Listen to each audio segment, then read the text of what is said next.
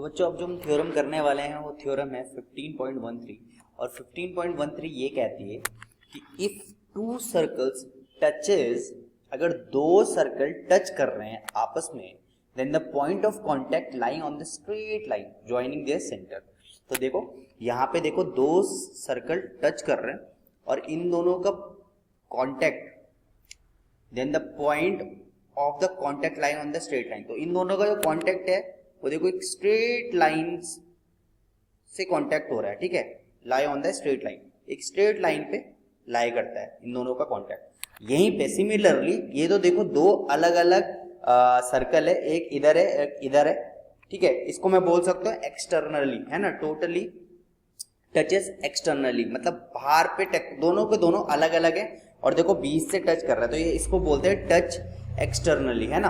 और इसको बोलेंगे देखो टच इंटरनली। एक ही टेंजेंट है, ठीक है, और एक ही टेंजेंट में दो सर्कल टच कर रहे हैं, देखो एक यहाँ पे और एक यहाँ पे, ये दो अलग अलग सर्कल है और ये इस एक सर्कल के अंदर है। इसको भी देखो पॉइंट ऑफ कांटेक्ट जो है वो एक स्ट्रेट लाइन है। तो बस मुझे ये प्रूव करना है, कि भाई ए बी क्या है, स्ट्रेट लाइन। सिंपल है ये तो मैं एक काम करता हूँ, इन दोनों डायग्राम को नीचे लेता हूँ और वन बाय वन इसको प्रूव कर लेता हूँ। तो बच्चों मुझे प्रूव करना है कि भाई जो ए बी एक स्ट्रेट लाइन है, ठीक है। तो बड़ा इजी है, देखो मैं यहाँ पे इस डायग्राम को देखकर और इस डायग्राम को देखकर बताता हूँ। तो देखो यहाँ पे जो एंगल ए पी टी है, तो देखो एंगल ए पी टी जो होने वाला है वो कितना हो जाएगा, 90 डिग्री। और एंगल बी पी टी ये भी कितना हो जाने वाला है, 90 डिग्री। और इन दोनों का रीजन क्या होगा आपको पता है? देखो कोई भी सर्कल है और ऐसे टेंजेंट उस पर ड्रॉ करता है, तो देखो जो भी यहाँ से यहाँ तक का रेडियस होता है वो 90 डिग्री होता है कि नहीं होता है। बताया था ना आपको थ्योरम, कौन सा था वो थ्योरम था वो शायद 15.10। तो देखो वही तो थ्योरम है ये। तो मैं यहाँ पे लिख सकता हूँ रेडियस थ्रू द पॉइंट, लिख लेता हूँ radius through the point of contact is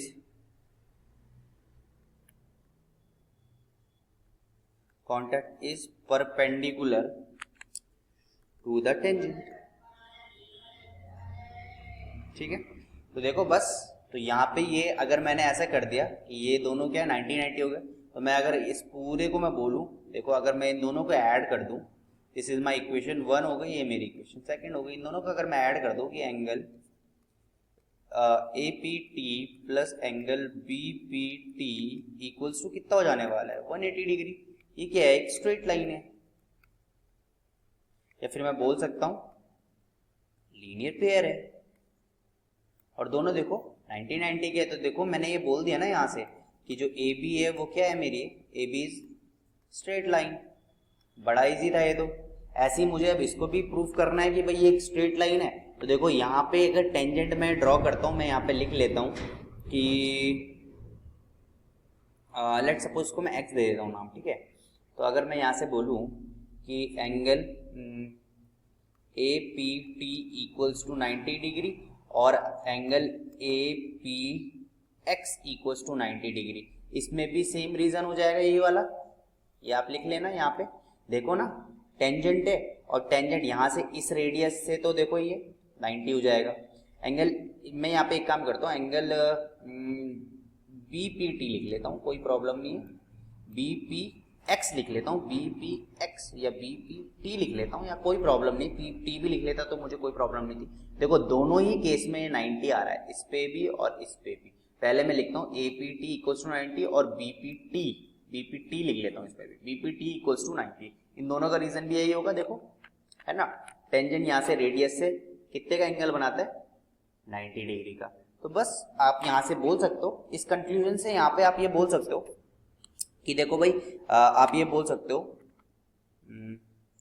कि जो मेरा AP है ये परपेंडिकुलर है किससे, TX से।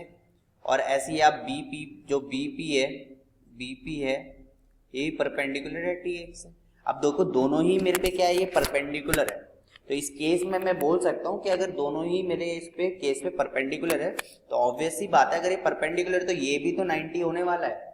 अगर ये 90 है तो ये भी 90 होगा। तो ऑब्वियस सी बात है, क्या एक स्ट्रेट लाइन ही तो होगी कि अगर कोई भी लाइन परपेंडिकुलरली जा रही है तो वहां पे मैं ये बोल सकता हूँ कि भाई P लाइज ऑन द, मैं ये बोल सकता हूँ कि दोनों के केस में ये स्ट्रेट लाइन होगा। तो अगर यहाँ पे ये परपेंडिकुलर हो तो मैं ये बोल सकता हूँ कि भाई ये भी क्या है, straight line. Simple as that. तो बड़ा इजी कॉन्सेप्ट है, बिल्कुल घबराना नहीं है इस पे, है ना। तो ये भी एक स्ट्रेट लाइन होगा। अब ये 90 है तो ऑब्वियस ही बात है, अगर मैं इसको एक्सटेंड करता हूँ तो ये भी 90 नहीं होने वाला, ये भी तो 90 हो जाएगा। तो ये एक स्ट्रेट लाइन नहीं हो जाएगी, बिल्कुल हो जाएगी। तो देखो ये भी बड़ा ईजी है। तो मैं यहाँ से बोल सकता हूँ कि भाई जो ए बी है वो एक स्ट्रेट लाइन है। इस कंक्लूजन से आप ये यहाँ तक भी आप लिख दोगे ना तो आपको पूरे नंबर मिल जाएंगे, क्योंकि भाई अगर दोनों परपेंडिकुलर है एक दूसरे के, ठीक है, तो अगर ये वाला एंगल 90 है तो ऑब्वियसली बात है ये वाला भी तो 90 होगा। तो अगर मैं इसको एक्सटेंड करता हूँ तो ये भी तो एक स्ट्रेट लाइन ही है। तो ये भी बड़ा इजी हो जाएगा। तो देखो हमने अब थ्योरम 15.13 कर दिया। अब हम नेक्स्ट वाला थ्योरम कर लेते हैं।